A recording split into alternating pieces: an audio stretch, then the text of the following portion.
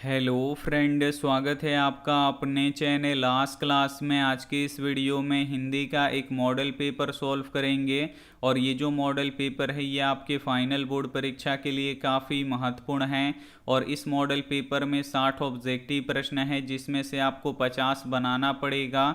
तो एक भी प्रश्न आप लोग इसकी मत कीजिएगा। वीडियो को प्लीज़ आप लोग शुरू से लेकर अंत तक देखिएगा। और हमारे वेबसाइट पे ऑनलाइन टेस्ट चल रहा है, तो अभी तक आप टेस्ट नहीं दिए हैं तो जाके टेस्ट दे लीजिएगा।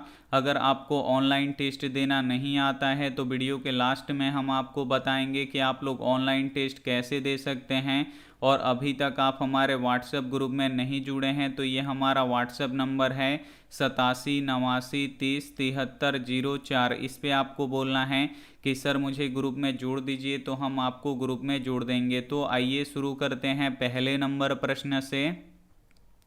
तो पहला नंबर प्रश्न है कि अंबेडकर ने भारत की बेरोजगारी का प्रमुख एवं प्रत्यक्ष कारण किसे माना है। काफ़ी महत्वपूर्ण प्रश्न है ये आपके बोर्ड परीक्षा के लिए। यहाँ पे आपको बताना है कि अंबेडकर ने भारत की बेरोजगारी का प्रमुख एवं प्रत्यक्ष कारण किसे माना है। तो जाति प्रथा को माना है। यहाँ पे ए वाला ऑप्शन बिल्कुल ही सही हो जाएगा। एक प्रश्न ये भी पूछा जाता है कि डॉक्टर भीमराव अंबेडकर का जन्म किस परिवार में हुआ था। तो दलित परिवार में हुआ था, इसे आपको याद रखना है। एक प्रश्न ये भी पूछा जाता है कि डॉक्टर भीमराव अंबेडकर का जन्म किस राज्य में हुआ था। तो मध्य प्रदेश राज्य में हुआ था, तो इसे भी साथ में आपको याद रखना है। आइए देखते हैं अगला प्रश्न। 2 नंबर प्रश्न है कि सभ्य समाज की आवश्यकता क्या है। यहाँ पे आपको बताना है कि सभ्य समाज की आवश्यकता क्या है। तो श्रम विभाजन है, इसे आपको याद रखना है। यहाँ पे ए वाला ऑप्शन बिल्कुल ही सही हो जाएगा। आइए देखते हैं अगला प्रश्न। 3 नंबर प्रश्न है कि हु आर सुधराज किसकी रचना है। काफ़ी महत्वपूर्ण प्रश्न है ये आपके बोर्ड परीक्षा के लिए। यहाँ पे आपको बताना है कि हु आर सुधराज किसकी रचना है। तो डॉक्टर भीमराव अंबेडकर की रचना है। तो यहाँ पे सी वाला ऑप्शन बिल्कुल ही सही हो जाएगा। आइए देखते हैं अगला प्रश्न। 4 नंबर प्रश्न है कि 20 के दांत कहानी का प्रमुख पात्र कौन है। ये भी काफ़ी महत्वपूर्ण प्रश्न है। यहाँ पे आपको बताना है कि 20 के दांत कहानी का प्रमुख पात्र कौन सा है। तो खोखा है, इसे आपको याद रखना है। यहाँ पे सी वाला ऑप्शन बिल्कुल ही सही हो जाएगा। और खोखा का दूसरा नाम क्या है। तो कासू है, इसे आपको याद रखना है। और खोखा किसका लड़का है। तो सेन साहब का लड़का है, इसे आपको याद रखना है। और गिरधर लाल का लड़का कौन है। तो मदन है, तो इसे भी साथ में आपको याद रखना है। आइए देखते हैं अगला प्रश्न। 5 नंबर प्रश्न है कि झोपड़ी और महल की लड़ाई में अक्सर कौन जीतते हैं। यहाँ पे आपको बताना है कि झोपड़ी और महल के लड़ाई में अक्सर कौन जीतते हैं। तो महल वाले जीतते हैं। यहाँ पे ए वाला ऑप्शन बिल्कुल ही सही हो जाएगा। और ये भी प्रश्न काफ़ी महत्वपूर्ण है आपके बोर्ड परीक्षा के लिए। आइए देखते हैं अगला प्रश्न। 6 नंबर प्रश्न है कि सच्चा भारत कहाँ बसता है। यहाँ पे आपको बताना है कि सच्चा भारत कहाँ बसता है। तो सच्चा भारत गांव में बसता है, इसे आपको याद रखना है। यहाँ पे ए वाला ऑप्शन बिल्कुल ही सही हो जाएगा। एक प्रश्न ये भी पूछा जाता है कि भारत माता कहाँ निवास करती हैं। तो भारत माता गांव में निवास करती हैं, इसे आपको याद रखना है। और जो अपना देश भारत है ये गांव का देश है, तो इसे भी साथ में आपको याद रखना है। आइए देखते हैं अगला प्रश्न। 7 नंबर प्रश्न है कि भारत से हम क्या सीखे। पाठ गद्य की कौन सी विधा है। यहाँ पे आपको बताना है कि भारत से हम क्या सीखे, पाठ गद्य की कौन सी विधा है। तो ये भाषण है, इसे आपको याद रखना है। यहाँ पे ए वाला ऑप्शन बिल्कुल ही सही हो जाएगा। और भारत से हम क्या सीखे किसने लिखा है। तो मैक्स मूलर ने लिखा है, तो इसे भी साथ में आपको याद रखना है। आइए देखते हैं अगला प्रश्न। 8 नंबर प्रश्न है कि दूसरों के इशारे पर भटकने वाले लोगों को क्या कहते हैं। ये भी काफ़ी महत्वपूर्ण प्रश्न है। यहाँ पे आपको बताना है कि दूसरों के इशारों पर भटकने वाले लोगों को क्या कहते हैं। तो मूढ़ लोग कहते हैं। यहाँ पे सी वाला ऑप्शन बिल्कुल ही सही हो जाएगा। आइए देखते हैं अगला प्रश्न। 9 नंबर प्रश्न है कि मैक्स मूलर के पिता का नाम क्या था। यहाँ पे आपको बताना है कि मैक्स मूलर के पिता का नाम क्या था। तो विल्हेम मूलर था। तो यहाँ पे सी वाला ऑप्शन बिल्कुल ही सही हो जाएगा।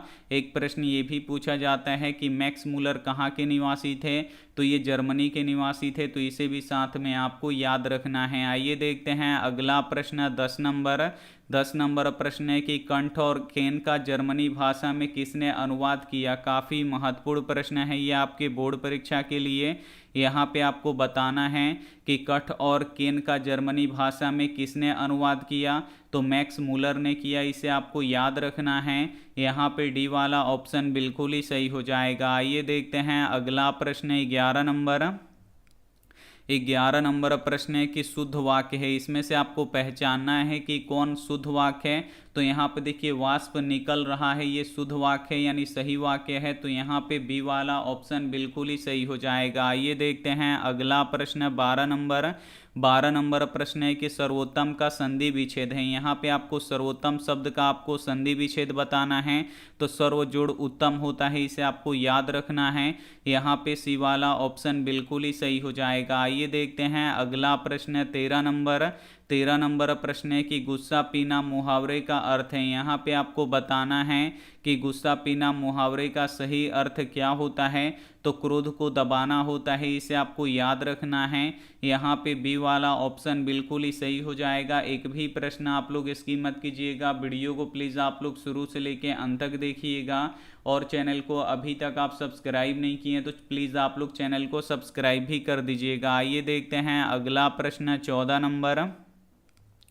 14 नंबर प्रश्न है कि परंपरा का मूल्यांकन के रचनाकार हैं। यहाँ पे आपको बताना है कि परंपरा का मूल्यांकन जो पाठ है उसको किसने लिखा है, तो रामविलास शर्मा ने लिखा है, इसे आपको याद रखना है। यहाँ पे ए वाला ऑप्शन बिल्कुल ही सही हो जाएगा। आइए देखते हैं अगला प्रश्न 15 नंबर प्रश्न है कि एक पतंग अनंत में किसकी रचना है। ये काफ़ी महत्वपूर्ण प्रश्न है आपके बोर्ड परीक्षा के लिए। यहाँ पे आपको बताना है कि एक पतंग अनंत में किसकी रचना है, तो अशोक वाजपेयी की रचना है, इसे आपको याद रखना है। यहाँ पे डी वाला ऑप्शन बिल्कुल ही सही हो जाएगा। आइए देखते हैं अगला प्रश्न 16 नंबर प्रश्न है कि अशोक वाजपेयी का जन्म कब हुआ था। यहाँ पे आपको बताना है कि अशोक वाजपेयी का जन्म कब हुआ था, तो 16 जनवरी 1941 ईस्वी में हुआ था, इसे आपको याद रखना है। यहाँ पे बी वाला ऑप्शन बिल्कुल ही सही हो जाएगा। आइए देखते हैं अगला प्रश्न 17 नंबर प्रश्न है कि मछली शीर्षक पाठ के लेखक कौन है। यहाँ पे आपको बताना है कि मछली शीर्षक पाठ के लेखक कौन हैं, तो विनोद कुमार शुक्ल हैं, इन्हें आपको याद रखना है। यहाँ पे सी वाला ऑप्शन बिल्कुल ही सही हो जाएगा। आइए देखते हैं अगला प्रश्न 18 नंबर प्रश्न है कि अंगूठा दिखाना मुहावरे का अर्थ है। यहाँ पे आपको बताना है कि अंगूठा दिखाना मुहावरे का सही अर्थ क्या होता है, तो समय पर धोखा देना होता है, इसे आपको याद रखना है। यहाँ पे ए वाला ऑप्शन बिल्कुल ही सही हो जाएगा। आइए देखते हैं अगला प्रश्न 19 नंबर प्रश्न है कि गुप्त का विलोम है। यहाँ पे आपको बताना है कि गुप्त शब्द का विलोम क्या होता है, तो प्रकट होता है, इसे आपको याद रखना है। यहाँ पे डी वाला ऑप्शन बिल्कुल ही सही हो जाएगा। आइए देखते हैं अगला प्रश्न 20 नंबर प्रश्न है कि पर्वत का पर्यायवाची है। यहाँ पे आपको बताना है कि पर्वत का पर्यायवाची यानी पर्वत का और दूसरा नाम क्या होता है, तो शैल होता है, इसे आपको याद रखना है। यहाँ पे सी वाला ऑप्शन बिल्कुल ही सही हो जाएगा। आइए देखते हैं अगला प्रश्न 21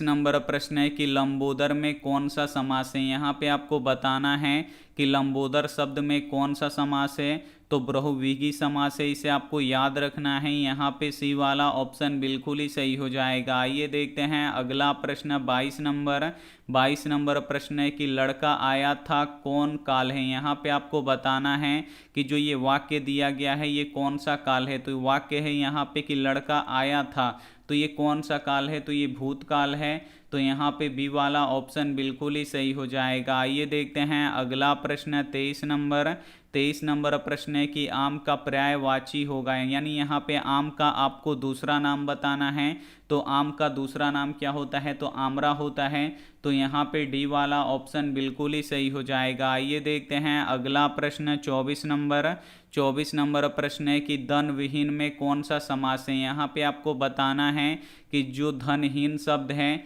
इसमें आपको बताना है कि कौन सा समास है। तो धनहीन में तत्पुरुष समास है, तो यहाँ पे ए वाला ऑप्शन बिल्कुल ही सही हो जाएगा। आइए देखते हैं अगला प्रश्न 25 नंबर। 25 नंबर प्रश्न है कि माता पिता में कौन सा समास है। यहाँ पे आपको बताना है कि जो शब्द है माता पिता, इसमें कौन सा समास है। तो द्वंद्व समास है, इसे आपको याद रखना है।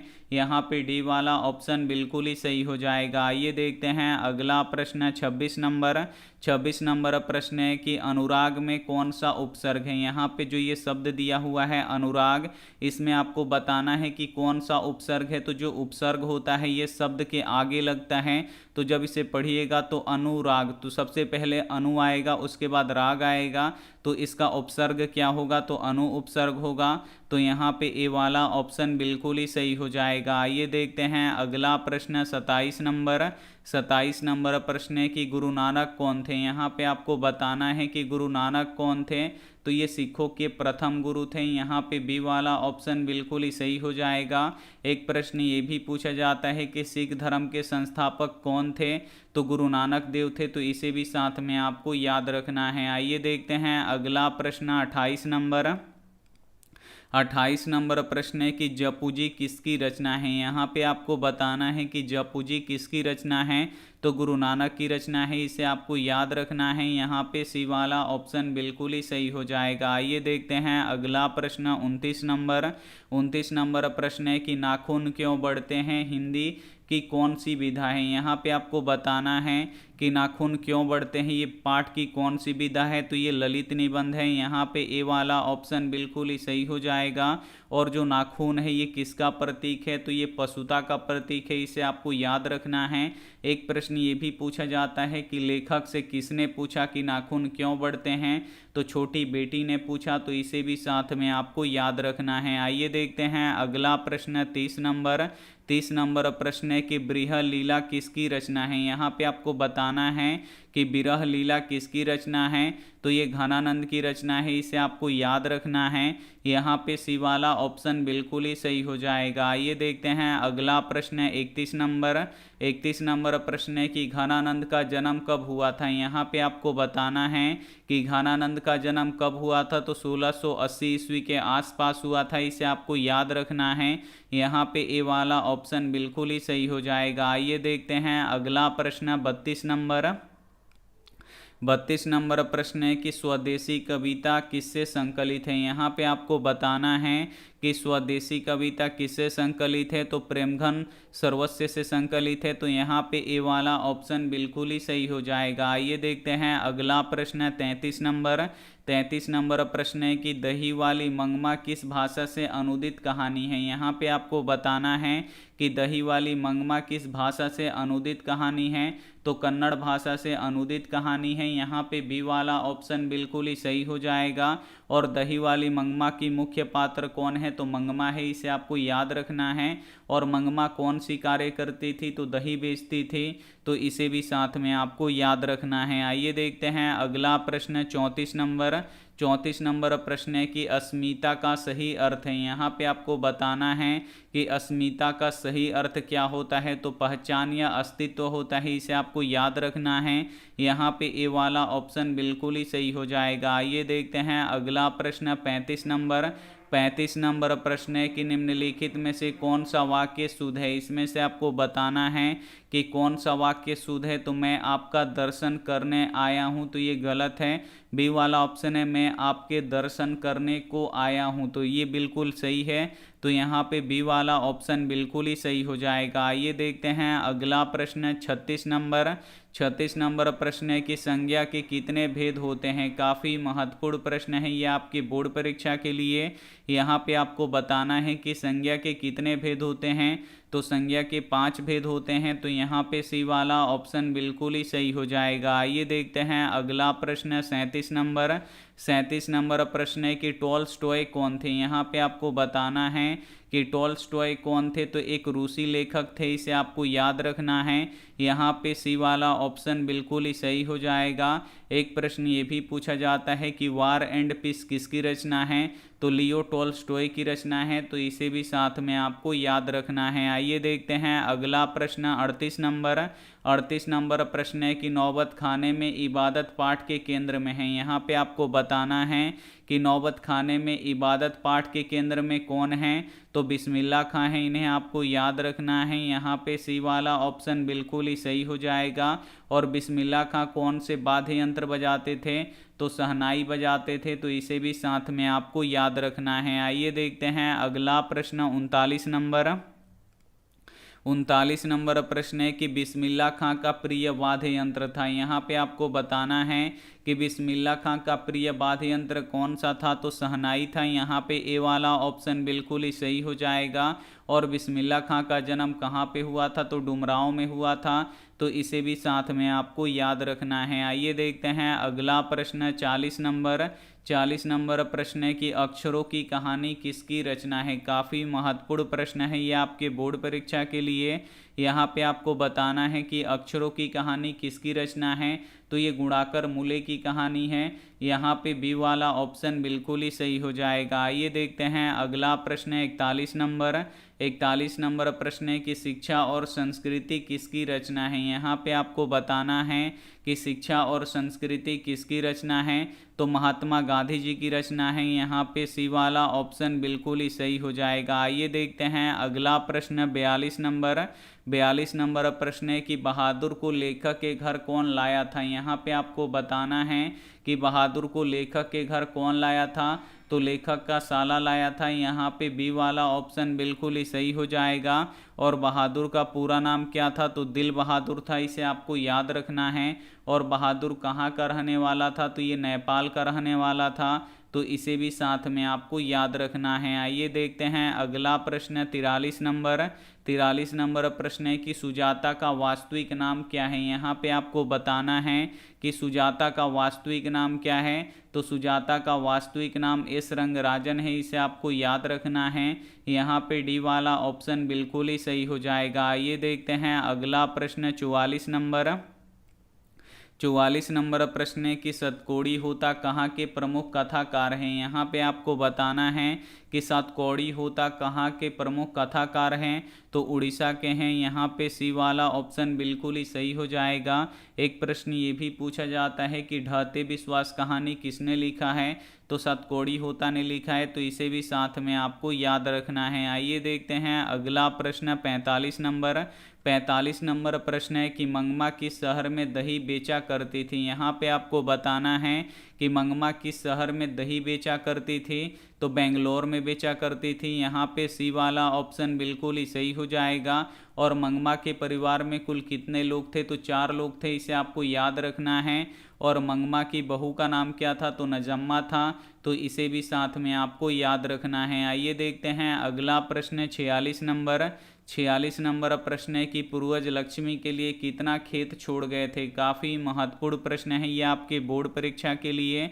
यहाँ पे आपको बताना है कि पूर्वज लक्ष्मी के लिए कितना खेत छोड़ गए थे, तो 1 बीघा खेत छोड़ गए थे। यहाँ पे सी वाला ऑप्शन बिल्कुल ही सही हो जाएगा। एक प्रश्न ये भी पूछा जाता है कि लक्ष्मी के पति का नाम क्या था, तो लक्ष्मण था।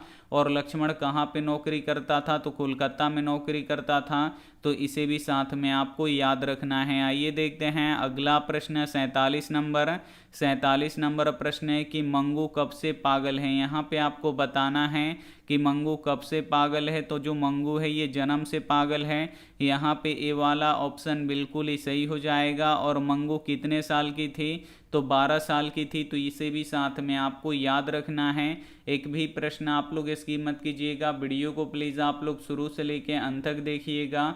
और वीडियो को अभी तक आप लाइक नहीं किए तो प्लीज़ आप लोग वीडियो को लाइक भी कर दीजिएगा। आइए देखते हैं अगला प्रश्न 48 नंबर प्रश्न है कि संसार का संधि विच्छेद है। यहाँ पे आपको बताना है कि संसार का संधि विच्छेद क्या होगा, तो सम जोड़ सार होगा, तो यहाँ पे बी वाला ऑप्शन बिल्कुल ही सही हो जाएगा। आइए देखते हैं अगला प्रश्न 49 नंबर प्रश्न है कि इंद्र का पर्यायवाची है। यहाँ पे आपको बताना है कि इंद्र शब्द का पर्यायवाची यानी इंद्र शब्द का दूसरा नाम क्या होता है, तो देवराज होता है, इसे आपको याद रखना है। यहाँ पे बी वाला ऑप्शन बिल्कुल ही सही हो जाएगा। आइए देखते हैं अगला प्रश्न 50 नंबर प्रश्न है कि वेदना में प्रत्यय है। यहाँ पे आपको बताना है कि वेदना शब्द में कौन सा प्रत्यय है। तो जो प्रत्यय होता है ये शब्द के आखिर में लगता है। तो जब हम बोलेंगे वेदना, तो यहाँ पे देखिए लास्ट में क्या आ रहा है, ना आ रहा है, तो इसमें ना प्रत्यय है। तो यहाँ पे ए वाला ऑप्शन बिल्कुल ही सही हो जाएगा। आइए देखते हैं अगला प्रश्न 51 नंबर। 51 नंबर प्रश्न है कि मनुष्य में कौन सी संज्ञा है। यहाँ पे आपको बताना है कि जो मनुष्य शब्द है इसमें कौन सी संज्ञा है। तो मनुष्य से पूरा मनुष्य जाति का बोध होता है। तो ये कौन सी संज्ञा है, तो ये जातिवाचक संज्ञा है। तो यहाँ पे ए वाला ऑप्शन बिल्कुल ही सही हो जाएगा। ये देखते हैं अगला प्रश्न 52 नंबर। 52 नंबर प्रश्न है कि प्रत्यय के कितने भेद होते हैं। यहाँ पे आपको बताना है कि प्रत्यय के कितने भेद होते हैं। तो 2 भेद होते हैं, इसे आपको याद रखना है। यहाँ पे ए वाला ऑप्शन बिल्कुल ही सही हो जाएगा। आइए देखते हैं अगला प्रश्न 53 नंबर। 53 नंबर प्रश्न है कि गुरु नानक की भेंट किस मुगल बादशाह से हुई थी। यहाँ पे आपको बताना है कि गुरु नानक की भेंट किस मुगल बादशाह से हुई थी। तो बाबर से हुई थी, इसे आपको याद रखना है। यहाँ पे ए वाला ऑप्शन बिल्कुल ही सही हो जाएगा। आइए देखते हैं अगला प्रश्न 54 नंबर।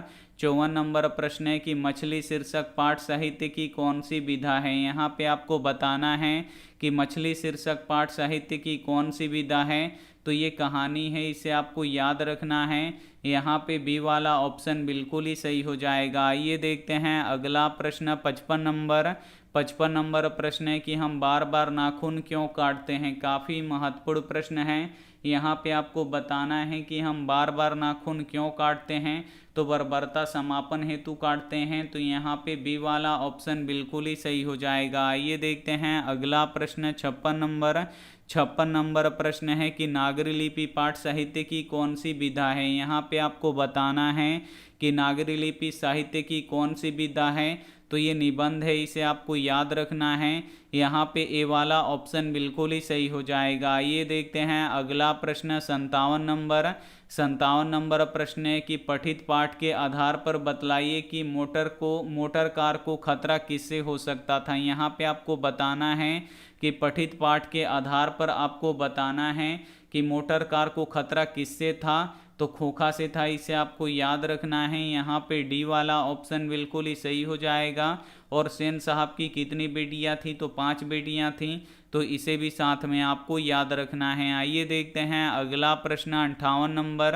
58 नंबर प्रश्न है कि भाईचारे का दूसरा नाम क्या है। यहाँ पे आपको बताना है कि भाईचारे का दूसरा नाम क्या है। तो भाईचारे का दूसरा नाम लोकतंत्र है, इसे आपको याद रखना है। यहाँ पे बी वाला ऑप्शन बिल्कुल ही सही हो जाएगा। आइए देखते हैं अगला प्रश्न 59 नंबर। 59 नंबर प्रश्न है कि भारत की सर्वाधिक आबादी कहाँ बसती है। यहाँ पे आपको बताना है कि भारत की सर्वाधिक आबादी कहाँ बसती है। तो गांव में बसती है, इसे आपको याद रखना है। यहाँ पे सी वाला ऑप्शन बिल्कुल ही सही हो जाएगा। ये देखते हैं अंतिम प्रश्न 60 नंबर। 60 नंबर प्रश्न है कि वारेन हेस्टिंगस कहाँ का गवर्नर जनरल था। यहाँ पे आपको बताना है कि वारेन हेस्टिंगस कहाँ का गवर्नर जनरल था। तो जो वारेन हेस्टिंगस था ये भारत का गवर्नर जनरल था। यहाँ पे बी वाला ऑप्शन बिल्कुल ही सही हो जाएगा। और वारेन हेस्टिंगस को 172 सोने का दारिस नामक सिक्का मिला था। तो इसे भी साथ में आपको याद रखना है। यहाँ पे आप लोग हिंदी का मॉडल पेपर सॉल्व कर चुके हैं। तो अब आप लोग हमें बताइए कि आपका 60 प्रश्नों में से कितना सही हुआ। सभी का कमेंट हम यहाँ पे देख रहे हैं। और उसके बाद यहाँ पे देखिए हम आपको बताएंगे कि आप लोगों को ऑनलाइन टेस्ट कैसे देना है और फ्री में पीडीएफ आपको कैसे डाउनलोड करना है। तो उससे पहले अगर आप लोग चैनल को सब्सक्राइब नहीं किए तो चैनल को सब्सक्राइब करके साथ में बेल आइकन को ऑल पे दबा लीजिएगा, ताकि जब भी लाइव क्लास हो तो आपके पास नोटिफिकेशन पहुंचता रहे। तो आइए हम बताते हैं कि आपको फ्री में ऑनलाइन टेस्ट आपको कैसे देना है और उसके बाद आपको फ्री में पीडीएफ और नोट्स कैसे डाउनलोड करना है। तो सभी के फ़ोन में होता है क्रोम और गूगल। तो दोनों इसी एक को आपको क्या करना है, ओपन कर लेना है, खोल लेना है। तो यहाँ पे ओपन हो रहा है, तो यहाँ पे हम थोड़ा सा यहाँ पे वेट कर लेते हैं। यहाँ पे देखिए यहाँ पे हमारा वेबसाइट यहाँ पे ओपन हो रहा है, तो हम यहाँ पे थोड़ा सा वेट कर लेते हैं। तो यहाँ पे देखिए जैसे ही यहाँ पे देखिए अब खुल गया, तो यहाँ पे देखिए जैसे आपका क्रोम और गूगल ओपन हो जाता है तो यहाँ पे आपको लिखना है आस्क क्लास। तो हम यहाँ पे लिख देते हैं ASK, या आप लोग यहाँ पे ध्यान से देखिएगा, हम यहाँ पे इंग्लिश कर लेते हैं ASK फिर CLASS, बिल्कुल जैसे लिखें वैसे लिखिएगा आस्क क्लास। उसके बाद यहाँ पे सर्च कर दीजिएगा। तो जैसे ही सर्च कीजिएगा यहाँ पे आस्क क्लास लिखा हुआ आ जाएगा, तो बस इसी पे आपको क्लिक करना है। और जैसे ही आप लोग क्लिक कीजिएगा तो यहाँ से देखिए आप लोग टेस्ट लगा सकते हैं, यहाँ से PDF डाउनलोड कर सकते हैं। तो अगर आपको टेस्ट देना है तो इस टेस्ट वाले पे आपको क्लिक करना है। तो यहाँ पे बहुत सारा टेस्ट ओपन हो जाएगा, तो इसमें से आपको कौन सा टेस्ट देना है, तो जो सबसे ऊपर वाला होगा वही आपको टेस्ट देना है। नीचे वाला भी आप लोग टेस्ट दे सकते हैं। तो सबसे ऊपर वाले टेस्ट पे हम यहाँ पे क्लिक करेंगे तो हमारा टेस्ट ओपन हो जाएगा। अब यहाँ पे आपको नीचे आना है, तो यहाँ पे देखिए 304 बच्चों ने टेस्ट दे दिए हैं। अब आपको टेस्ट देने के लिए स्टार्ट वाले बटन पे क्लिक करना पड़ेगा। यहाँ पे नाम पूछ रहा है तो आप लोग यहाँ पे अपना नाम लिख दीजिएगा, उसके बाद नेक्स्ट कर दीजिएगा। तो यहाँ पे पहला क्वेश्चन आ गया कि π/2 क्या है। तो π/2 क्या है, ये अपरिमेय संख्या है, तो इस पर टिक लगाएंगे तो देखिए सही हो गया।